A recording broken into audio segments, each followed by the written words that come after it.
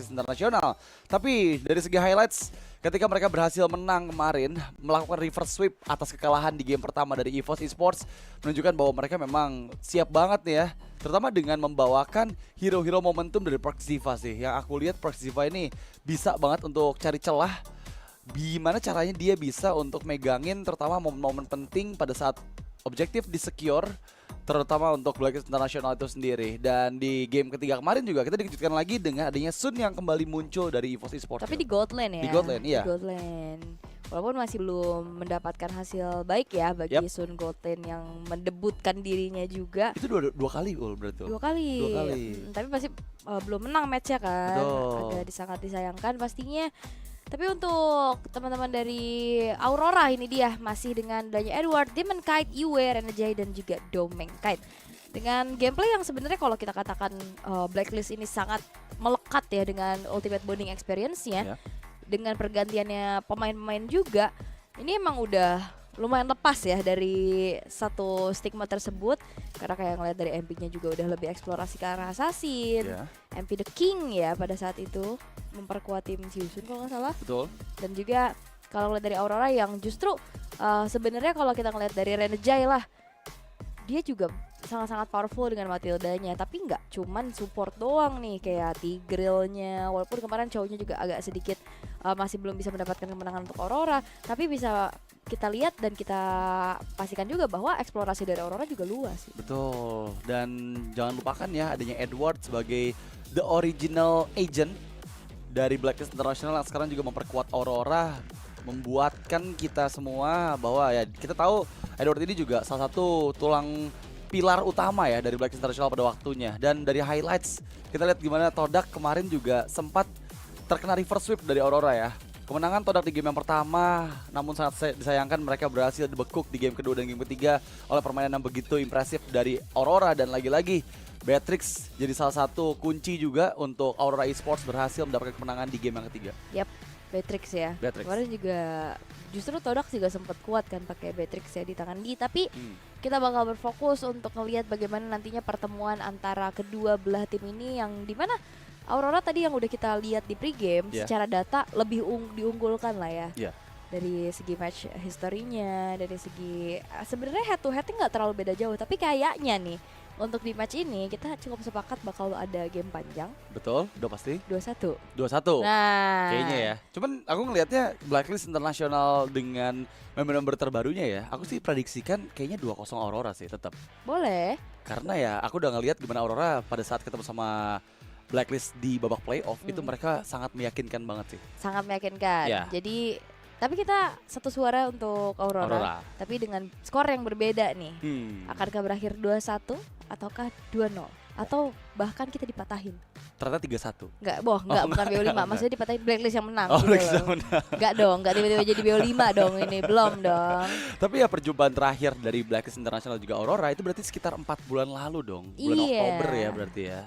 Iya dong, karena kan babak playoff regular seasonnya kan dari sampai bulan Oktober awal, berarti ya 4 bulan lalu ini skornya dimenangkan oleh Aurora. Tapi sekarang udah berjalan 4 bulan dan apakah Blacklist International juga udah sadar nih bahwa Aurora ternyata ada celah-celahnya di sini misalnya. Iya, apalagi kan Aurora kan ada di M series juga kemarin kan, jadi seenggaknya pasti ada data yang dipegang lebih banyak lah ya. Jadi langsung aja kita lihat ini dia drafting phase di game yang pertama, di mana Matilda tamat lah riwayatnya dari Matildanya Renajai yang emang kuat banget sih. Iya, tapi harusnya Matilda nih menguntungkan ke arah dua belah tim gak sih? Harusnya ya, karena kita lihat dari gameplaynya Blacklist International juga yang terkenal dengan meta UBE-nya itu ya pasti bisa juga dibawakan nih oleh Perxiva. Tapi kayaknya UBE ini berlaku pada saat masih prime time-nya V-Wise ya. Iya sih, sekarang udah kayaknya udah adaptif aja bener. Dan jujur sejauh ini aku belum lihat adanya Zushin dari kedua belah tim. Justru malah Fanny yang di-ban oleh Blacklist International yang biasanya ya kita lihatnya Fanny ini selalu muncul di red side dari tim yang nge-pick second. Ya biasanya Fanny, tapi mungkin dari Blacklist International nggak mau juga yang nantinya disuguhkan untuk first pick karena Fanny ya. Ngapain tuh? Ini admin sosmed. Admin sosmed. Kepencet selfie nggak sih? Enggak dong. Enggak ya. Cekrek. Nah, Tapi ya Blacklist dengan loyalty dari Bonchan juga ya. Iya. Bonchan juga PR banget nih pastinya untuk adaptasi lagi dengan pemain-pemain barunya juga. Berarti ya the only one yang memang masih ada dan atau player yang paling veteran di Blacklist International sejauh ini ya Haji doang. Betul. Dan kita lihat untuk fase banning dari Blacklist International, ada Granger di sana yang muncul ya, hero yang memang memiliki win rate yang cukup besar. Tapi kali ini Aurora apakah Jushin-nya akan dilepaskan nih? Karena ya mereka sadar bahwa Demon Kite juga bisa untuk menjawab Jushin nanti dengan banyaknya pilihan hero yang terbuka nih. Contohnya masih ada Suyo dan juga masih ada Hayabusa mungkin yang kita tahu sendiri. Harit ya. Iya, salah satu signature yang selalu dibawakan juga oleh Demon Kite. Dan banning ketiga, apakah memang antisipasinya karena Jushin atau mau coba hero lain nih? Mungkin yang power-power ya. Wow. Itu dia, Ditawarkan. tawarkan. Kamu mau ambil Harit, kamu mau ngambil Zuxin, atau mau ngambil Suyo Suyo. tetap Tapi kayaknya kalau Suyo itu bisa di trade sama Hayabusa sih. bisa ya. Jadi kayaknya pilihannya antara Jushin dan juga Harit sih kalau kataku. Oke, karena takutnya juga kalau Jushinnya terlepas ya, itu nanti bisa buat secara nggak langsung mengcounter juga Suyo. Dan kali ini ada Harit ul ternyata sesuai Yes. dengan kata Aul tadi, menjadi hero yang sangat mahal juga diambil untuk outplay nih ul. Iya karena Harit nih lagi super power banget ya kayaknya di gold lane zaman now. Oke. Setelah Granger juga emang udah sering banget masuk ke deretan banning awal. Dan Juxinnya jatuh ke tangan dari Aurora plus Suyo. Nah langsung dibalas dengan Yves. Karena Blacklist ya mereka menyerahkan aja nih Juxinnya dengan trading menuju ke Yves-nya. Karena ada Hayabusa juga yang masih terbuka. Dan kita tahu bahwa Jushin ini lemah untuk ketemu sama kayak tipikal assassin seperti Hayabusa. Iya, jadi apakah akan diambil Hayabusa sekarang nih? Ini Atau- berapa strong lagi dua-duanya. Wow. Dua pilihan awal sih Iya, sama-sama kuat kuat ya. ya. Sama-sama kuat ya dua pilihan awal ya. Meskipun lagi-lagi ini bakal berpengaruh nanti untuk hero-hero inisiatornya sih. Karena harusnya kalau misalnya mau pakai fighter jungle untuk Blacklist International itu pasti bakal bisa nanti untuk diantisipasi oleh Jushin. Tapi ternyata ada Lucas yang muncul dan JM Pinkman kayaknya ini yang akan menggunakannya. GM Pinkman ya. Kenapa Kenapa Pinkman Pinkman ya? ya? Kalau di Indonesia kan Purple Man ya, Purple manusia Man. ungu ya. Dairen dong. Darren. Di sana ada manusia pink ya. Padahal nggak ada hero yang berwarna pink nih untuk hero-hero fighter. Mungkin ada skinnya glue. Phobias? Ungu Phobias dong. tuh ungu ya maksudnya Iya. ya. Bener, nggak ada yang warna pink kan. Tapi ya kita masih belum tahu. Ntar coba Aul mau interview sama JM Pinkman mungkin. Wah, Nanya. belum ya. Belum ya? sampai situ ya. Belum sampai situ. Belum ya. Oke. Pick ketiga dari Aurora. Chow-nya ternyata. Harusnya Chow buat Rina J. Yep. Walaupun kemarin masih belum dapetin kemenangan dari segi gamenya, tapi masih cukup pede pasti untuk bisa memberikan pick off powernya dan banningnya langsung menuju ke arah god atau jungle gak sih nih? Kemungkinan besar sih mereka Jungle-nya. emang mau pede banget ngelepasin Hayabusa sih kalau Atau menurut aku roamnya. ya. Jadi bakal coba antisipasi romer-romer sih kayaknya. Kayak Gatot Kaca gitu ya. Iya, yang tebal-tebal yang bakal ngerepotin, terutama yang bakal ngebuat Jushin ini bakal susah nangkepnya gitu. Oke, mungkin Khalid kali ya. Iya, contohnya kayak Khalid kan combo enak banget nih. sama Yves ya. Terus juga bisa balik poke ke Chow-nya. Dan wah tetap ternyata jungle yang ditarget dulu sama Aurora Hayabusa serta Hilda. Oke. Menarik nih. Ada Hilda yang kembali ya muncul ya. Padahal sejauh ini kalau kita bicara Hilda ya, ini bukan termasuk dalam hero yang ada kemenangannya di atas 50% loh. Dari total pick Hilda tuh ada 16 kali, 5 kali menang dan 11 kali kalah dengan win rate 31% pada Ya sejauh waktu ini. itu kan siapa yang pick Hilda kalah ya. Kalah ya, Udah di hari kedua kedua itu kemarin ya. Tapi kayak gak apa-apa sih untuk mempersempit lagi opsi-opsi EXP untuk bermain agresif. Dan Khalid nih itu dia yang di ban ternyata. Ya. Karena cukup berbahaya kalau misalkan jatuh juga ke tangan dari Blacklist International. Bermain combo, bisa menang poke juga nantinya. Dan last ban, EXP juga nih sama-sama menyembunyikan EXP lane-nya. Hero-hero Edward. Kemarin kan kalau kita lihat Edward kan masih bermain ke arah Idit. Yep. Mau kemana lagi nih? Nah, ini dia. Karena jujur sejauh yang aku lihat ini belum ada Tigreal juga yang muncul loh. Jadi ada kemungkinan juga dari Blacklist International bisa ngambil nih sebagai kombinasi hero nanti dengan Yves-nya gitu ya. Kalau mereka emang mau coba ambil crowd control yang area besar gitu. Dan Aurora pick keempat mereka akan menuju ke arah mana? Apakah yang dibuka Domain Kite terlebih dahulu nih? atau mereka masih mau coba menyembunyikan Domenkite hero-nya terakhirnya gitu untuk menjawab 2 pilihan akhir dari Blacklist International. Dari Domengnya memang terakhiran gak sih? Domeng nih Tetap ya. biasanya emang dikasih di last pick aja untuk menangin match up, untuk bisa memberikan adanya kondisi-kondisi juga yang memungkinkan untuk diambil. Yap. Dan 2 pick terakhir dari Blacklist International. Oke, berarti harusnya ini Halo CXP ya? Ya, kemungkinan. Harusnya ketemu sama Lukas. Yap. Oke, jungle-nya belum kelihatan. Kalau mau main Assassin, Ling. Wow, ini Link. debut loh. Ling. Wah, Gatot Kaca itu dia yang diambil dari Blacklist International karena udah nggak ada Khalid. Kalau mungkin Khalidnya masih terbuka, bisa jadi pilihan juga atau jadi priority mungkin. Iya. Dan Aurora last pick mereka menuju ke arah gold lane-nya. Moskov kah? Atau mau ngambil ke arah Cloud untuk bisa mainin lane jauhnya, untuk bisa ngincar ke arah belakang juga. Atau ya kalau misalkan mau main aman dengan range masih ada Bruno. Iya, sebenarnya kalau hero-hero attack speed pasti udah bakal dijawab langsung dengan Vengeance dari Lukas ya. Yang ngebuat kalau Cloud itu bakal sulit sebenarnya untuk bisa escape menjauh dari area Lukas dengan Vengeance-nya. Tapi memang itu bisa mengantisipasi adanya reward manipulations dari Eve. Dan ternyata pilihannya jatuh tetap ke arah Cloud ya. Wow, luar biasa sekali prediksi dari awal. Meskipun ya itu yang paling enak, tapi lagi-lagi sih ini Lukas bawa Vengeance. Blazing Duet harus hati-hati banget sih. Ya, karena minimal harus ada yang bisa mainin lane-nya sih. Ini bakal kemakan banget nantinya sama Ling. Dan asuransi di area late game juga. Walaupun sebenarnya kalau ngeliat di team fight nantinya bakal ada beberapa cancellation. Yap. Untuk Cloud ini mengeluarkan Blazing Duet. Contohnya yang paling simpel adalah Unbreakable juga. Tapi seenggaknya yang paling aman juga nih untuk berhadapan dengan Eve di area team fight nantinya. Dan kita akan lihat seperti apa dari segi draft yang udah diberikan juga, karena Ling ini kan udah lumayan tergeser ya dari tahta priority di jungle. Betul. Dan sekarang akan ditunjukkan oleh MP yang sudah tidak menggunakan The King. Sekarang MP aja ya. MP. Dan ngomongin tentang Ling ya, Ling ini baru pertama kali muncul setelah 50 game di challenge season. Dan ini adalah debut pertama dari Ling. Dan akan seperti apa dibawakannya oleh MP. Itu dia debut yang kita akan lihat juga. Biasanya kan sekarang ngelihat dari Ling biasanya dipaketin sama Angela ya. Iya. Jadi sekarang nih Lingnya dibiarkan mandiri terlebih dahulu. Sementara dari segi head to headnya nih di area jungle, harusnya untuk segi kontrol objektif ini bisa dimenangkan oleh Demonkite. Tapi agresif gameplay. 2 pemain dari Blacklist International mencoba untuk memberikan sedikit poke damage yang membuat dari Renajai harus mundur terlebih dahulu. Iya, tapi masalahnya dari Vitalize juga yang diaktifkan oleh Perks Diva gitu untuk memberikan cover tadi ke arah Haji yang udah kehilangan cukup banyak HP.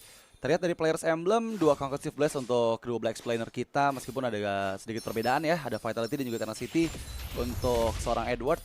Tapi untuk Lukas itu sendiri Festival of Blood, Emblem Fighter dan juga Agility yang dibawakan. Itu akan mempercepat juga nanti rotasi dari sang Explainer Black International yaitu Jumping Pen. Tapi di bagian atas ada 1v1 antara Domenkite dan juga Outplay. Kita lihat ada sprint yang diaktifkan, tapi lihat Outplay masih percaya banget nih untuk memberikan deal damage-nya dengan Chrono Dash. Yap, dan secara laning sebenarnya Cloud ini lumayan lemah ya. Betul. Untuk ketemu sama Harit. Ya, Harit bahkan kayaknya hampir siapapun lah di gold lane ya, apalagi yang menang jarak kan. Di early game ya. Dan ini kayaknya Domenkite cukup pede. Kali ini 1v1 situation, terkena Jet Kundo kali ini dan MP bakal coba untuk langsung dive in lagi menuju ke arah Jaya yang masih mencoba untuk menghindari adanya Temples of Blade dengan flicker, tapi tidak terelakkan nyawa yang direnggut di tangan dari MP. Walaupun Demonkite udah mulai rotate ke arah top lane untuk bisa membalaskan keadaan yang terjadi di arah bawah, dan benar saja di mana Demonkite berhasil untuk bisa men-trade nyawa dari Renajai atas hilangnya sang gold laner dari Blacklist yaitu Outplay. Ya itu terlalu mahal sebenarnya untuk pertukaran yang ada. Tapi ya lagi-lagi nggak bisa dihindari juga sama Blacklist International ya. Tadi fokus dari Blacklist adalah menuju ke arah river bagian bawah, membuat Outplay ditinggalkan sendirian, dan ya timing yang tepat juga dari Demonkite yang langsung menusuk dari lini belakang, membuat ini udah untung yang bakal ada gap banget sih antara kedua belah gold laner, karena udah hampir full gold plating juga diambil oleh Domeng. Tapi turtle yang pertama loh akan segera di setup pastinya oleh Edward. Dengan high loss dia bakal kuat banget pasti untuk megangin objektif turtle-nya. Tapi MP juga udah level 5. Masalahnya kalau kita lihat Demon Knight, rotasi yang cepat serta poin kill pertama yang didapatkan membuat dia ada di level 6. Yaps, dan nggak terlalu terburu-buru untuk langsung tertol ya, tapi JM Pinkman terbuka sudah dari Vengeance-nya, dan bahkan di arah top lane The Way of the Dragon coba untuk dihindari dengan ada satu Boy Purify di dalam tubuh dari seorang outplay, dan benar-benar outplay, meng-outplay sosok dari Renegade sehingga belum berhasil untuk ditumbangkan kembali. Sementara Aurora di sisi yang lain pun memanfaatkan adanya langsung eksekusi ke area turtle. Ya, Purify menjadi penyelamat untuk outplay dan berhasil memenangkan situasi 2v1 di area gold. Tapi lagi-lagi memang ada pick off yang didapatkan oleh outplay. Tapi lihat gimana bebasnya Domain Kite sekarang udah mulai mengikis HP dari outer turret. Domain Kite mencoba untuk menghindar dari jangkauan MP dan juga Persiva. Berhasil menjauh Avatar dari Off Guardian. Tapi kali ini The Way of Dragon kena Persiva yang sepertinya membuat dia tereliminasi. Yap, dan terangkat sudah dengan Lantern Flare. Karena sebenarnya tadi follow up dari Domain masih sangat minim ya. Dari segi attack speed, basic attack-nya juga masih belum cukup. Blazing Duet juga udah ke-trigger.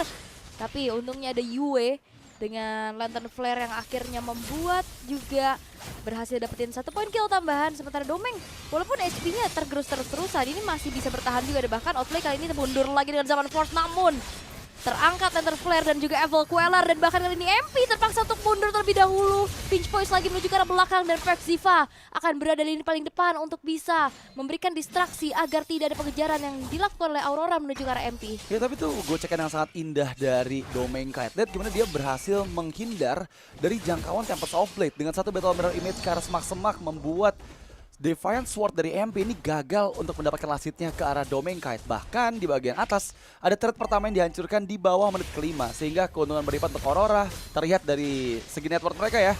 2100 gold di atas dari Blacklist International. Ini akan membuat Aurora semakin semena-mena lagi sih, terutama karena Domain Kite yang sejauh ini belum terpick off dan dia mendapatkan banyak banget farming patternnya. Yes, dan ini Yue ganggu banget sih. Bukan cuma sekedar efek sisinya, tapi membuka visionnya itu loh. Dari tadi menyinari, menyenteri area rerumputan yang gelap. Dan 2000 gold lead sekarang dipegang oleh Aurora. Dimana bahkan di top lane-nya pun ini full plating, turretnya juga hancur. Dan udah ada switch side juga ya untuk Domain Kite yang sekarang ada di bagian bawah. Masalahnya Turtle yang kedua itu udah di atas, dan ini bakal free banget buat Domain Kite mendapatkan satu turret lagi di bagian bottom lane. Sementara itu di area Turtle akan ada pertikaian di mana Persiva yang menjadi garda terdepan dari Blacklist International. Oke, terangkat sudah kali ini dengan adanya pergerakan yang dilakukan pula dari Yue mengincar di belakang, tapi MP berhasil untuk bisa men-secure ke arah Turtle milik dari Blacklist International, walaupun Edward bakal coba untuk langsung saja memberikan pressure-nya menuju ke seorang Haji, di mana Haji tidak bisa lagi bertahan. The Wave Dragon menuju ke seorang Persiva, Persivanya terangkat lagi dan bahkan tidak bisa kemana-mana. 3 pemain yang hilang dari Blacklist International dibayarkan atas hilangnya Turtle, dan bahkan di bawah pun ini ada Domain yang benar-benar langsung saja memberikan kembali objektif untuk Aurora. Ya, itu masalahnya tadi 4 melawan 5 dan kondisi memang Turtle diambil oleh Blacklist International, tapi keuntungannya jauh dipegang oleh Aurora.